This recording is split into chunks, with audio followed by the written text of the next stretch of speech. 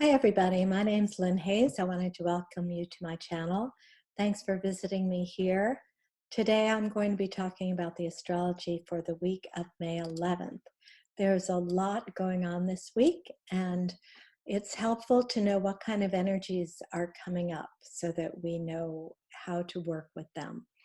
We can't always control what happens in our lives, but if we know the kind of weather that's coming, sometimes that can make life a little easier. I always think about a client of mine who always tells me, "Tell me something good."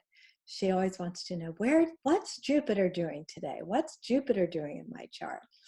And none of us really like bad news. And I can see on my Facebook page, where I post every day, there's always, the news is not always good. Sometimes there's going to be a rainstorm. Sometimes it's going to hail. Sometimes there's going to be a big snowstorm, and we're going to be covered and stuck in our houses. But we have to know, it helps us to know what's coming so that we can be prepared. Now, I live in North Carolina. There's often hurricane warnings that come up about a week before the hurricane could happen. Everybody gets ready. We go to the grocery store, we stock up, we batten down the hatches and board up the windows if we're at the coast. Sometimes the hurricane comes, sometimes the hurricane doesn't come. But if you don't know about it, there's really no way that you can be prepared for it. So my goal is to try to give you the information that you need to feel comfortable in the ebb and flow of life so that we don't just feel that we're being thrown curveballs that come out of nowhere. So what's going on this week? There's a lot that's going on actually this week. So today on May 11th, as I record this, May 11th, 2020, Saturn turns retrograde today. I did see that the Supreme Court is hearing a case about whether Trump's secrets can be revealed. And this is an interesting corollary or example of the kinds of things that can happen when Saturn turns retrograde. Saturn is all about facing the music. It's when the chickens come home to roost. I'm sure there's lots more homilies that I could use for Saturn, but Saturn is when the rent comes due. It's when we have to face the charges. So with Saturn turning retrograde, and it's not unusual for Saturn to turn retrograde, it retrogrades every year. But what's a little bit unusual about Saturn turning retrograde right now is that it's number 2 of what will eventually be 7 planets retrograde. And I'll post a link in the description box to the video that I made about that. This is a year where there's a lot of retrograde activity, which means a lot of looking backwards, having to redo things in our life that maybe weren't done perfectly the first time, or maybe they were done perfectly, but life has changed and we have to redo something or many things in our life. And of course, right now with the virus situation, this is difficult. The world is trying to open back up. Probably we're going to have to shut back down at different times because of all these retrogrades and just the nature of what's happening right now. So Saturn has turned retrograde. It has been in Aquarius. Saturn rules Aquarius, and it also rules Capricorn. It rules those two signs. They're right next to each other in the zodiac. When Saturn goes through Capricorn, Saturn's very orderly and disciplined. But when Saturn goes into Aquarius, it takes its need for order and it uses that need for order to innovate and create new structures for change. So Saturn has just dipped its toe into Aquarius, and now it's turning retrograde. It's going to retrograde back into Capricorn on July 2nd. And during the summer, we're going to have a big lineup of Saturn, Jupiter, and Pluto, all within a couple of degrees. So this is a lot of intense Capricorn energy, which is all about doing the things that have to be done. This is not an energy for, oh, I think I'll explore something new. I'll just quit my job and trust that something else is going to happen. When we have this much Capricorn, we have to be very responsible, very disciplined. We have to work hard. There could be some hardship because of Saturn in Capricorn. And of course, we just had Saturn in Capricorn, and most of us are sick of it. There's been all too much Capricorn starting from last fall, but we're going to have a little bit more. And really, this summer with all the retrogrades, we're kind of being put on hold. We're being put on pause. So this is a time to look at our lives, to see what hasn't been working, where can we improve things, what kind of plan can we make, so that when the train starts going again and life starts to approach something more resembling normal, we can move forward in a way that's productive and where we feel like everything is fitting together. That's what Saturn likes to do. So Saturn's going to retrograde today. It already has, I think, by the time I have posted this video. And you're not going to notice anything. It's not like, oh, whoa, Saturn just turned retrograde. It's not really like that. But Saturn will be retrograde for quite a long time. Until actually, I don't have the date when it finishes the retrograde. But it will go back into Capricorn, and then it'll go back into Capricorn or back into Aquarius on December 16th. So I hope that's not too confusing. Okay, Mercury, the planet of the mind, the planet of communication, the planet of learning and curiosity. Mercury is moving into its own sign of Gemini this evening. When Mercury is in its own sign of Gemini, it's very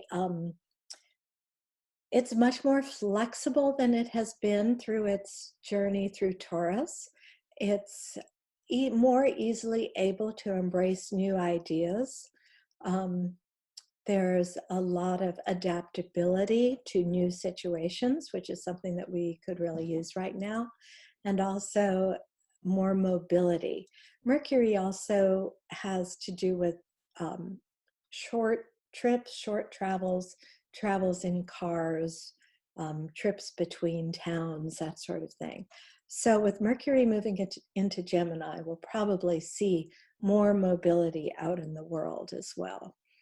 So on the 12th, which is tomorrow, Mercury is going to be in a harmonious aspect to Saturn.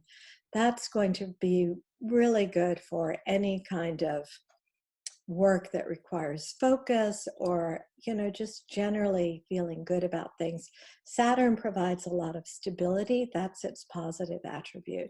Stability and focus and the ability to concentrate, and hard work is what's offered with Mercury trine Saturn. So tomorrow should be a pretty good day. There's not really any real difficulties, I'm happy to say.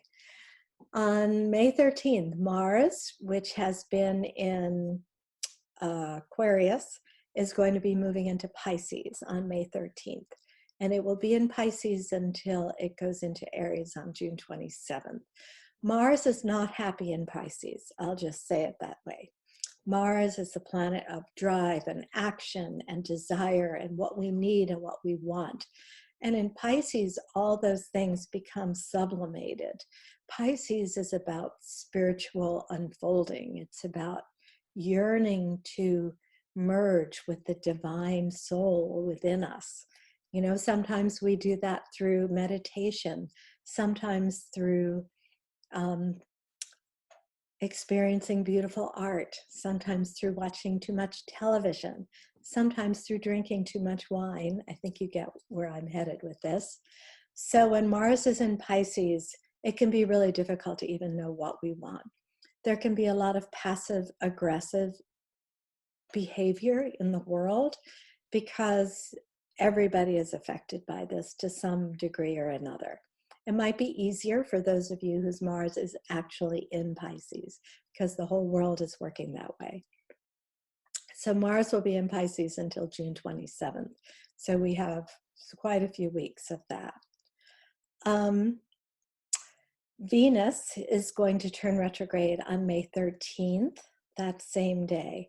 Venus only retrogrades about every 18 months, so it's not that typical. This is part of a bigger a bigger sort of magical flow of the Venus cycle. And I'm going to do a video on this because it's so beautiful the way Venus unfolds and becomes an evening star and a morning star. It's just a wonderful story. So I'll be posting that sometime this week.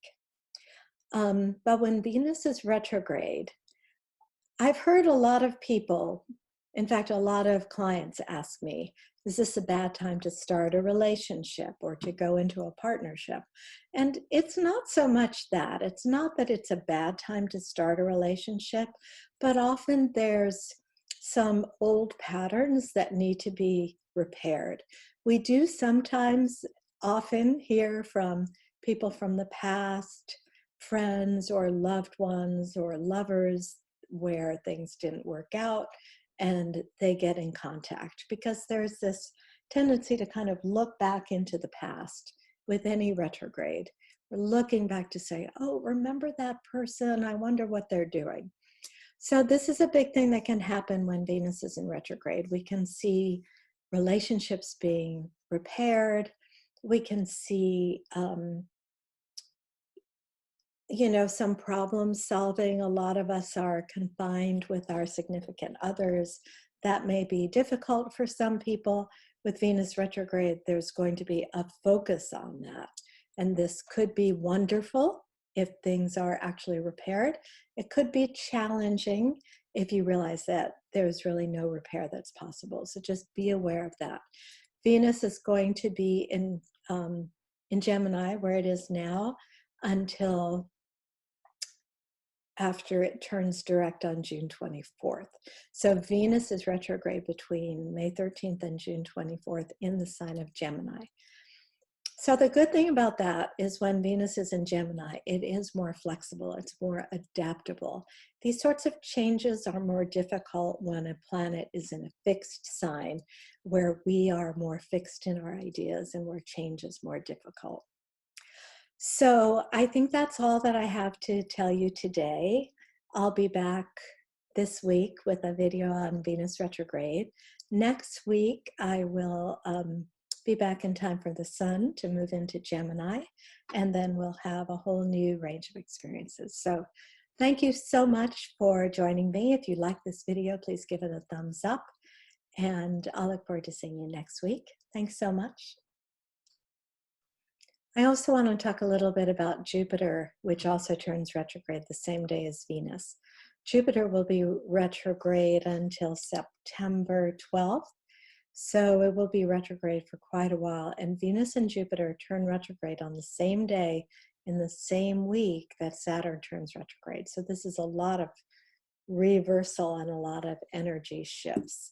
This will pretty certainly affect the financial markets and also consumer confidence, because we have both Venus and Jupiter, Venus being the lesser benefic and Jupiter being what they call the greater benefic. So this is a pretty important reversal. And in our personal lives, it could mean that we are less able to recognize when opportunities come our way. So it's a good time to kind of keep your eyes open and pay attention and see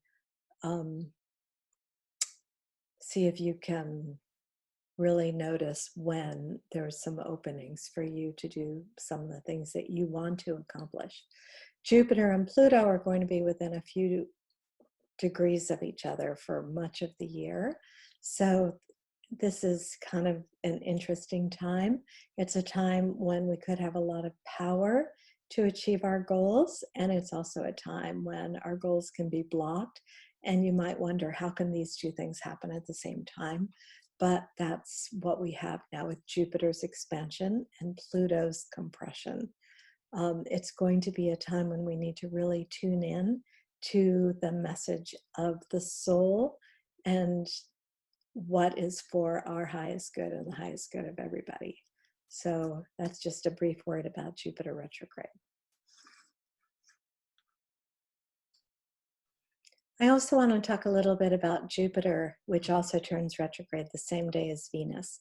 Jupiter will be retrograde until September 12th.